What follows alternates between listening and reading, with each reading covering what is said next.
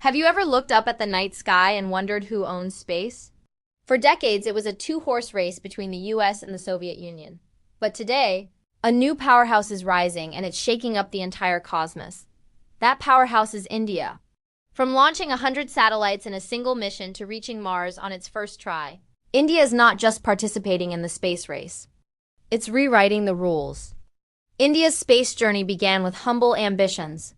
Back in the 1960s, the Indian Space Research Organization, or ISRO, started with rockets so small they were transported on the back of a bicycle. Their goal was simple: use space technology to uplift the nation.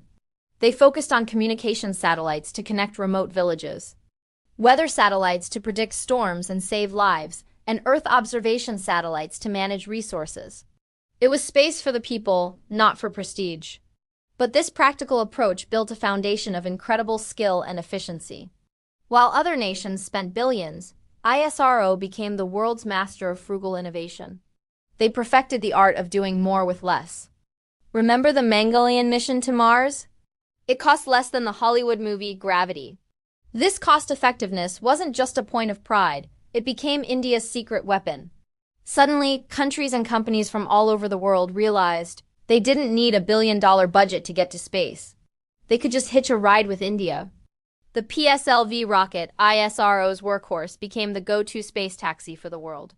It has launched satellites for the US, UK, Germany, Canada, and dozens of other nations.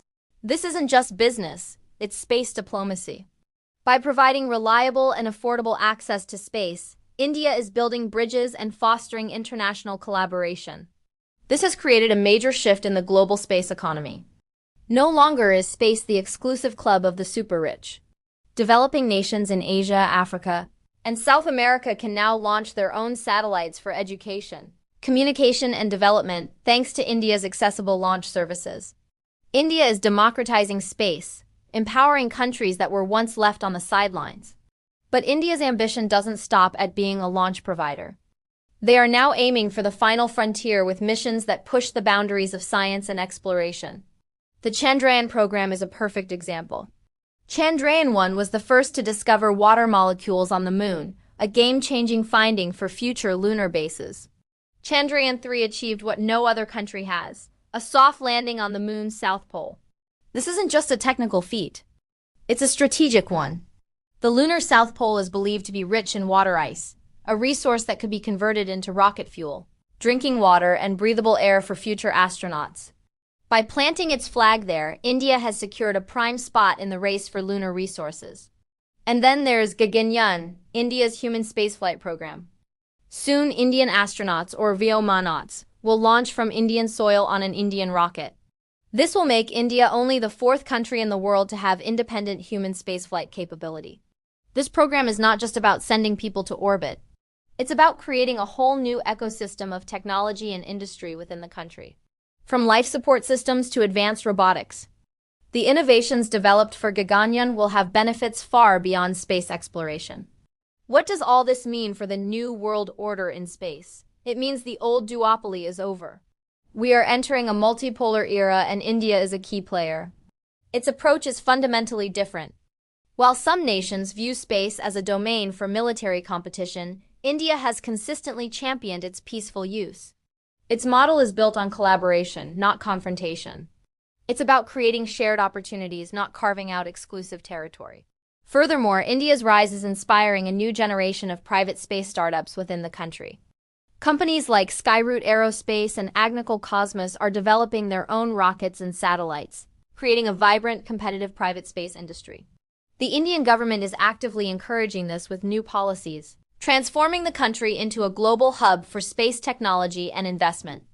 This public-private partnership is accelerating the pace of innovation, making India's space program more dynamic than ever. Think about the future. We're talking about satellite constellations providing internet to everyone on Earth, mining asteroids for precious resources, and even building human settlements on the Moon and Mars. In this future, India won't be a follower. It will be a leader. Its expertise in cost-effective engineering, its collaborative spirit, and its vast pool of talent position it perfectly to shape this new era. The implications are huge. In a world where tensions on Earth can spill over into space, India's role as a neutral, reliable, and technologically advanced space power becomes more critical than ever. It can act as a stabilizing force, promoting international norms and cooperation. So the next time you see a rocket launch, remember it's not just about fire and metal. It's about the shifting balance of power, not just on Earth, but in the cosmos.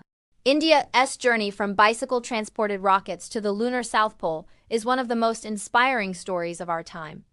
It proves that with vision, determination, and a bit of ingenuity, you don't need to be the richest to reach for the stars. The new space age is dawning, and India is helping to light the way for everyone. Thanks for watching. If you found this journey into India's space ambitions fascinating, don't forget to hit that like button and subscribe for more deep dives into the future of technology and exploration. See you next time.